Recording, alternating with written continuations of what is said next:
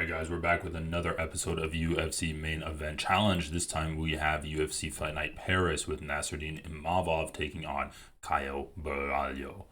So we have number 3 versus number 5. Let's get into this. So Nassourdine Imavov is a pretty good fighter. He beat, let's go back a ways, in 2020 he enters the UFC, decisions Jordan Williams. Then he loses to Phil Hawes by a majority decision. Beats up Ian Heinisch, great performance. Beats up Edmen Shahbazyan. That's when Edmen was just running into wrestler after wrestler after wrestler, and he got his ass handed to him by Imavov. And then he beats up Joaquin Buckley in a Paris fight night. After that, he main events against Sean Strickland at the beginning of 2023 and actually has a pretty close fight with him. That was one of the tougher fights that Sean Strickland has had. Then he styles on Chris Curtis, who is just, everyone say it with me now, a worse version of Sean Strickland. And he's destroying him, and then he ends up clashing heads with him, and Chris Curtis cannot continue. Then he easily beats up Roman Dolidze, has a pretty close fight with Jared Cannonier until he TKOs him in round 4, and that was, let's be honest, an early stoppage. But nevertheless, he landed a really good punch, wobbling Jared Cannonier to the point where the referee decided that he had to step in. Brendan Allen, he beats up easily, and then he knocks out Adesanya in round 2 with a very nice overhand right and then follow-up punches on the ground. Caio Borralho. So he is representing the Fighting Nerds. He comes into the UFC off of the Contender Series after getting a decision win. Then he TKOs Jesse Murray on the Contender Series again, and then goes decision, decision, decision. Finally is able to choke someone out with Mikhail Oleksiejczuk, and I think that's when Borralho started actually getting good. He beats up Abus Magomedov, beating him by decision. Knocks out Paul Craig, who hasn't knocked out Paul Craig at this point, and then beats up Jared Cannonier in a largely close fight, which he started to really pull away from at the ending rounds. I think that while I was watching it, I seem to remember that he was beating up Cannonier in round 5, but it was even going into round 5. And then he landed a really nice left straight, dropping Cannonier, hurting him badly, and finishes the fight on top of Cannonier, raining down blows, but time expires. And now he's fighting Nassourdine Imavov. So what are these guys good at? Well, these guys are kind of the embodiment of the new style of MMA, which is just be good at everything. You have Caio Borralho. He's out grappling Mikhail Oleksiejczuk. He's out striking Jared Cannonier and Paul Craig. He's striking with Abus Magomedov. He's good at fighting grapplers, and he's good at fighting strikers. And he grapples with the strikers, and he strikes with the grapplers.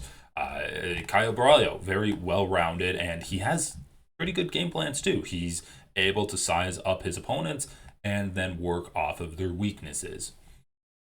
That being said, he hasn't really excelled at anything where you can point to something and be like, this is his thing. This is his area of expertise. He is not going to be beaten in this aspect of the fight.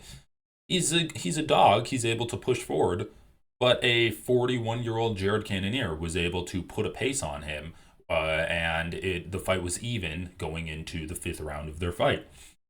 He had some pretty accurate striking, but he doesn't have that many finishes. Like, he dropped Cannonier, and he finished Paul Craig, who has a historically bad chin and a bad head movement. But other than that, on the feet, really no other finishes. He's able to outgrapple good strikers like Armen Petrosian and Mikhail Oleksiejczuk, but he's not really going to the ground with guys that are good grappling, like Jared Cannonier. He was initiating grappling against Caio. Obviously not going to the ground with Paul Craig, not going to the ground with Abus Magomedov. He's a good, well-rounded fighter. Let's take a look at Nassourdine, and maybe we can get a little bit more of an idea of his game. So he loses to Phil Hawes. He beats Ian Heinisch. So Ian Heinisch, he's beating him up on the feet. Ian Heinisch goes for a takedown on Nassourdine. Nassourdine reverses it, lands a great knee to Ian Heinisch's face, and then ground and pounds him. Edmen Shahbazyan had a pretty close back and forth on the striking with Edmen, and then just takes him down, elbows him from this crucifix position, and finishes him. Joaquin Buckley, he was using his grappling and his striking against Joaquin Buckley to get the decision. Sean Strickland, he utilized grappling against, but was kind of forced to strike with him because his grappling wasn't working. And once again, had a decently close fight against Sean Strickland, which, if you don't recall, was up 10 pounds because this was a short notice fight. So this was Sean Strickland not actually cutting any weight. And this was the only fight where I've actually seen Sean Strickland get tired in, except maybe the Dricus du Plessis fights. And then is also beating up Chris Curtis, taking him to the ground at will and outstriking him. Roman Dolidze, he wasn't really able to use his grappling against Roman, but he was just had a lights out offense on the feet, where he was just landing shots at will and playing it really safe by pushing him up into the clinch. Jared was the one pushing him into the clinch, but he was able to reverse that kind of pro wrestling offense that Jared Cannonier brings to the game and is able to cut angles and land big shots on Jared Cannonier, which eventually led to the finish. Once again, this is a round 4 finish. He's able to muster enough speed and power to greatly impact his opponents late into the fight. Not every fighter can do that. Against Brendan Allen, he's able to just out-grapple Brendan Allen. So he's grappling a grappler, and he's outstriking strikers. We can also take a look at Israel Adesanya, where he's able to land a really nice overhand right to Adesanya and finishing him. He has enough power to knock him out. So we've seen power displayed from both of these guys, but I do think that when we're talking about power and accuracy and speed, it has to go to Nassourdine Imavov. I think that the narrative is that Caio Borralho could potentially put a pace on Nassourdine and tire him out, but we've seen Nassourdine go late into rounds in grueling fights. The Joaquin Buckley fight, grueling fight. Sean Strickland, a grueling fight. Roman Dolidze, even though there wasn't much action, it's grueling to always be grinding up against an opponent on the cage like that. Brendan Allen, a grueling 15-minute grappling affair, where really Nassourdine only took over in the last couple of minutes of that fight and was able to really put his stamp on the Brendan Allen win. So let's take a look at the odds, because the odds are interesting to me.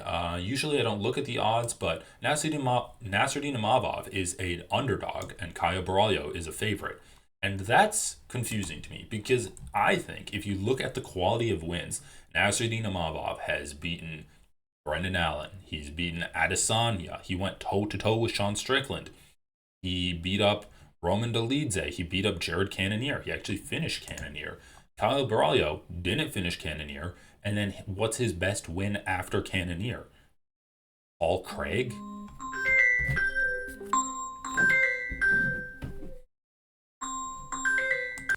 Sorry about that, phone ring. Where was I?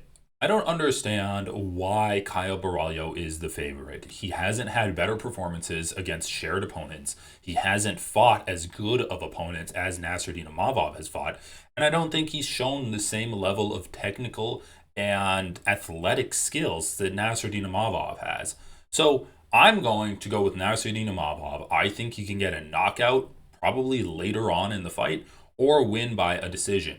I guess the odds are fairly close, which I agree with being close, but I still don't understand why people are valuing Caio Borralho. It seems like they're going based off of his cardio and his grappling threat, but Nassourdine has also displayed a good amount of cardio and a good level of grappling. Let me know what you guys think down below. Do you think I'm way off on this? If Caio wins, how is he going to win?